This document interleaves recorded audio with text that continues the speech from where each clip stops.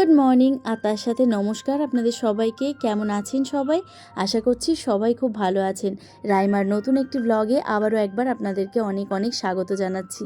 আজ হচ্ছে সপ্তাহের প্রথম দিন, মানে সোমবার, আর এখন বাজে ওই 6:05 মতন। 10 মিনিট হয়েছে ঘুম থেকে উঠেছি, আর উঠেই চলে এসেছি রান্নাঘরে, কারণ অনেক কাজ রয়েছে, সেগুলো সারতে হবে। ওর না এই ওয়েদারটাতে একটু ঠান্ডা লেগে গেছিলো, তাই জন্য বৃহস্পতি আর শুক্র ওকে স্কুলে পাঠায়নি, আর শনি রবি তো এমনিই ছুটি ছিল, তো সেই জন্য 4 দিন ছুটি হয়ে গেল। তো যেহেতু স্কুলে যাবে তাই একে একে ওর খাবারগুলো করে নিচ্ছি। এটাতে আমি একটুখানি ওটসের পায়েস বসিয়েছি, আর ওই বাটিটাতে আমি একটুখানি ওর যেটা খেয়ে যাবে সেটা রেডি করছিলাম। বোতল টোতলগুলো সব ফুটিয়ে দিলাম, আর এদিকে আমাদের চাটা নিয়ে নিয়েছি। চাটা খেয়ে নিয়ে একে একে ঘরের কাজে লেগে পড়বো। যত সকাল সকাল কাজ করে ফেলতে পারবো ততই মঙ্গল। না হলে একটু বেলা হলেই এমন গরম লাগছে আগুনের সামনে দাঁড়াতে, সত্যিই রান্না করতে খুব বিরক্ত লাগছে। আর এই গরমের জন্যই ভেবেছি যে বেশি কিছু রান্না করব না। মাছটা ফ্রিজে ছিল, এটার একটু ঝোল করে দেবো আর শাক করবো। এটা কি? এটা কি? ফিশের পাচ্ছু? এটা ফিশের তেল। এটা ফিশের পাচ্ছু। কেমন পাচ্ছু? খাবি? নে খা খা। শুনলেন রিহানের কথা? রিহানের কথা শুনে না আমরা হাসতে হাসতে পাগল হয়ে যাচ্ছি, তাই ভাবলাম আপনাদের সাথেও একটু শেয়ার করি, আপনারাও একটু হাসুন। আসলে ও ফিশের লেজটাকে দেখে না সমানভাবে বলে যাচ্ছে এটা ফিশের পাছু। ওকে এতবার শিখিয়ে দিচ্ছি যে ওটা ফিশের পাছু নয়, টেল, কিন্তু ও কিছুতেই বলবে না। ওর পাছুটাতেই ভীষণ মজা লেগেছে, আর ও দেখে নিয়েছে যে আমরা সেটা শুনে হাসছি, তাই জন্য সমানভাবে পাছুই বলে যাচ্ছে। এদিকে আমার বাড়িতে পাতা দইটা একটা বাটিতে নিয়ে নিয়েছি, আর তার মধ্যে কিছু ড্রাই ফ্রুটস আর বাড়িতে যা ফ্রুটস ছিল সেগুলো সব মিশিয়ে নিচ্ছি। নিয়ে একটুখানি ওটস দিয়ে ওটাই আজকে ব্রেকফাস্ট করে নেব। আর এদিকে সবজিগুলো সব কেটে নিচ্ছি যেগুলো রান্না হবে। যে পরিমাণ গরম পড়েছে না, এই সকাল 6টার থেকে সেটা ফিল করতে পারছি। মানে সকাল 6টাতেই মনে হচ্ছে যে দুপুর 12টা বাজে। আর যেহেতু এরকম ভ্যাপসা গরম ওয়েদার, মাঝে মধ্যেই না একটু ঠান্ডা জিনিস খাওয়া হয়ে যাচ্ছে। রিহানকেও একটু ঠান্ডা ফ্রুটস দিয়েছি, আমরাও ঠান্ডা খেয়ে নিয়েছি। তো সেই জন্যেই রিহানেরও ঠান্ডাটা লেগেছে, আমাদেরও লেগে গেছে। আসলে আমার মনে হচ্ছে কি হয়তো একটু ফ্রুটসটা ঠান্ডা ঠান্ডা খেলে বা দইটা হয়তো একটু ঠান্ডা ঠান্ডা ওকে দিলে ওর আরাম লাগবে, ভালো লাগবে। তো সেইটা তো হয়েছে, বাট তার অপোজিটটাও কিন্তু হয়েছে। মানে যে কোনো জিনিসেরই ভালো খারাপ দিক থাকে বলে না, সেটাই হয়েছে। ও ইনস্ট্যান্ট হয়তো একটু আরাম পেয়েছে, বাট ওইটাই ওর ঠান্ডা লেগে গেছে। এদিকে যেহেতু মাস শেষ হয়ে যাচ্ছে, ওই জন্য মাসের কয়েকটা জিনিস এবার আস্তে আস্তে শেষ হচ্ছে। তো যেগুলো শেষ হচ্ছে সেই কোটোগুলো সব আজকে বার করেছিলাম, ধুয়ে নিলাম। এখনও কিছু জিনিস রয়েছে যেগুলো পুরো ভর্তি ভর্তি বা অর্ধেক রয়েছে, ওগুলো এখন ধোবো না, ওগুলো আবার শেষ হলেই ধোবো। আজকে একটুখানি পুঁই শাক করবো। এই পুঁই শাকটা না হলে না শুকিয়ে যাচ্ছে, তো সেই জন্য পুঁই শাকটা আজকে করে দেব। আর দুটো মাছের মাথা ছিল আজকে, তো সেই মাছের মাথাটা দিয়ে আজকে পুঁই শাকটা করবো। আপনাদেরকে বললাম না মাছের ঝোল আর শাক করবো, কিন্তু সেটা হয়নি। মাছ তো করবো, কিন্তু একটুখানি পনির ছিল যেটা আমার একদম মনে ছিল না। তো ওই পনিরটাকে একটুখানি আলু পটল দিয়ে তরকারি করে দিলাম। কিচ্ছু দিইনি, শুধু জিরে আদা দিয়ে একটু ঝোলের মতো করেছি। এটা আমাদের দুবেলার হয়ে যাবে, আর তার সাথে মাছটা একটু ঝাল করে দেব। রান্না করতে করতে তো আপনাদেরকে বলাই হয়নি যে রিহানকে ঘুম থেকে ওঠানোর পর ও স্কুল যাবে না বলে এমন কান্না শুরু করলো, আর তার মধ্যে ওর ঘুমটাও হয়নি, তার সাথে শরীর খারাপ। তো সব মিলিয়ে ও কিছুতেই যেতে চাইলো না, লাস্টে বমি করে দিল। তো সেই জন্য আমরা আর সকালবেলায় ওকে পাঠালাম না। তবে এখন একটা সুবিধা হয়েছে, ওর বিকেলবেলাতেও স্কুল হচ্ছে, মানে দুটো শিফটে এখন স্কুল হচ্ছে। যেহেতু এত গরম পড়েছে, তাই যে মা বাবারা মনে করছে সকালবেলাতে নিয়ে আসবে তারা সকালবেলাতেই নিয়ে আসছেন, আর যে মা বাবারা মনে করছেন যে বিকেলবেলা তাদের বাচ্চার জন্য ভালো হবে তারা বিকেলবেলায় নিয়ে আসছে। তো যেহেতু সকালে হলো না, তাই আমরা ঠিক করলাম যে বিকেলে নিয়ে যাব। ওইদিকে রান্না যেহেতু আমার অনেকটা এগিয়ে গেছে, তাই এতক্ষণে আমি এলাম বিছানা তুলতে। আজকে যেহেতু আমি একদম সকাল সকাল উঠে গেছি, আর রিহান আর ওর পাপা একটুখানি পরে উঠেছে, তাই জন্য আজকে না আগে বিছানা তোলা হয়নি। আর বিছানায় দেখুন, রিহান মানে গোটা দুনিয়ার যত জিনিস হয়, চার্জার, চার্জারের তার, মানে যা পেরেছে ওর খেলনা সব কিছু এনে বিছানায় ডাম্প করেছে। তো সেগুলো সব আগে খালি করে নিলাম, আর তারপরে এবার বিছানাটাকে ঠিক করছি। যেহেতু আমাদের মা ছেলে শরীর খারাপ, আমাদের কষ্ট হচ্ছে, তাই আপনাদেরকেও কিন্তু বারবার বলছি, এইরকম একটা বীভৎস গরম ওয়েদারে আপনারাও কিন্তু সাবধানে থাকবেন।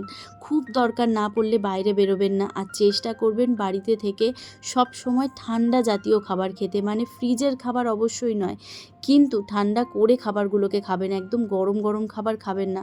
এতে কিন্তু শরীর আরও বেশি গরম হয়ে যাওয়ার চান্স থাকবে। আর কয়েকটা খাবার রেগুলারলি খাওয়ার চেষ্টা করবেন, যেমন হচ্ছে ছাতুর শরবত। দইয়ের শরবত, তার সাথে কিন্তু পোড়া আমের শরবত বা আম সেদ্ধ করে তার শরবত, এই ধরনের খাবার, আর তার সাথে নুন চিনির জল, এই খাবারগুলো খুব খাওয়ার চেষ্টা করবেন।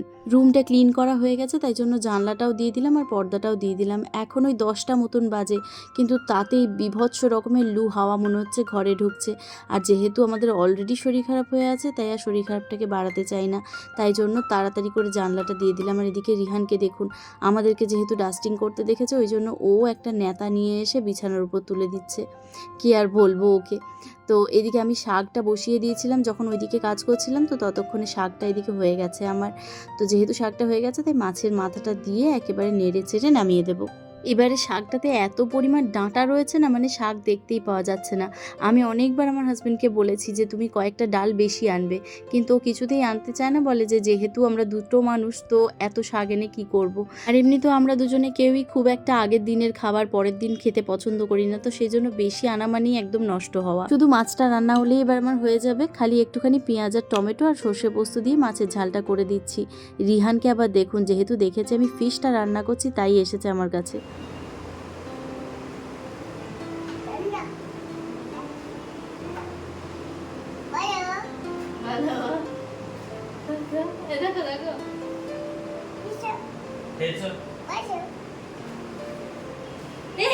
নিয়ে পালাচ্ছে, তারা হাত ধুয়ে দি, দাঁড়া হাত ধুয়ে দেবো।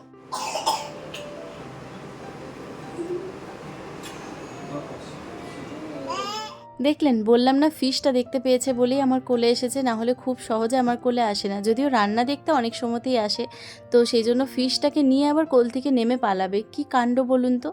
তো এদিকে আমার ওটস শেষ হয়ে গেছিলো, আর বাকি ওটসটা ছিল ফ্রিজে, তো সেইগুলি একটু ঢেলে নিলাম। আজকে আপনাদের সাথে শেয়ার করব যে আমি যেদিন ডিপ ক্লিন করি আমার গ্যাসটা, সেদিন কিভাবে করি।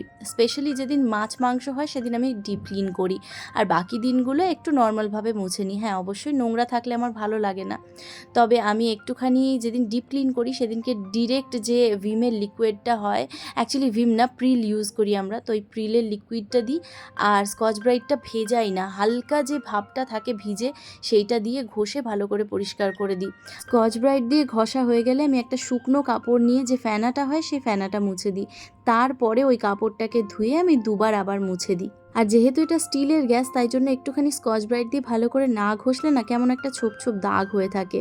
জানেন তো, এই গ্যাসটা আমাদের নয়, মানে আমরা তো রেন্টে থাকি, তো এই গ্যাসটা আমাদেরকে ফার্নিশিংয়ের মধ্যেই দেওয়া হয়েছে। তো যখন আমরা প্রথম এখানে আসি, তখন গ্যাসটার অবস্থা না ভীষণ শোচনীয় ছিল, মানে পুরো চিট পড়া কালো হওয়া ছিল, কিন্তু আমি এসে এটাকে পরিষ্কার করে করে এই অবস্থায় নিয়ে এসেছি। জিনিসটা হয়তো আমার নয়, কিন্তু ব্যবহার তো আমিই করছি, তাই আমাকে তো সেটাকে পরিষ্কার রাখতেই হবে। তো গ্যাসের মাঝখানে যে ছোট প্লেটগুলো হয়, সেগুলোকে ভালো করে ধুয়ে মুছে একদম লাগিয়ে দিচ্ছি। আর গ্যাসের ঝিকগুলোকে না আমি এখন মুছবো না, ওগুলো আমি স্কচ ব্রাইটও দিই না, ওগুলো একটুখানি ডিটারজেন্ট হাতে নিয়ে ভালো করে হাত দিয়েই ঘষে ঘষে পরিষ্কার করি, আর তারপরে ওটা জলটা ঝরতে দিয়ে দিয়েছি। এদিকে আমার সাঁড়াশিটাকে আমি গ্যাসের তলায় ঢুকিয়ে রাখি, যাতে দেখা না যায়। রান্নাঘরের কাজ মোটামুটি হয়ে গেছে, রিহানকেও এই ফাঁকে গিয়ে ঘুম পাড়িয়ে দিয়ে এসেছি। এবার আমাদের খাবারটা বেড়ে নিচ্ছি। আর দেখুন, যত মাছের মাথা রয়েছে সেগুলো সব আমাকে পাতে নিয়ে ভর্তি করতে হয়েছে, কারণ আমার হাজব্যান্ড ওই মাছের মাথাগুলো খায় না। দুপুরবেলা একটুখানি চোখ লেগে গেছিলো, তারপরেই তো তাড়াহুড়ো করে উঠে রিহানকে স্কুলে দিয়ে এসেছি। এসে বাড়িতে বেশ অনেকটাই সময় ফাঁকা পেয়েছিলাম, তো ভাবলাম একটু চা করে খাই। চাটা খেতে গিয়ে যখন বিস্কিট নিতে গেছি, তখন দেখছি বিস্কিটে পুরো পিঁপড়ে হয়ে গেছে। তো সেই পিঁপড়েগুলোকে ছাড়িয়ে ছাড়িয়ে অন্য একটা ধোয়া কৌটোতে ভরে নিচ্ছি। এখন পুরো ক্লিন হয়ে গেছে, আর একটাও পিঁপড়ে নেই।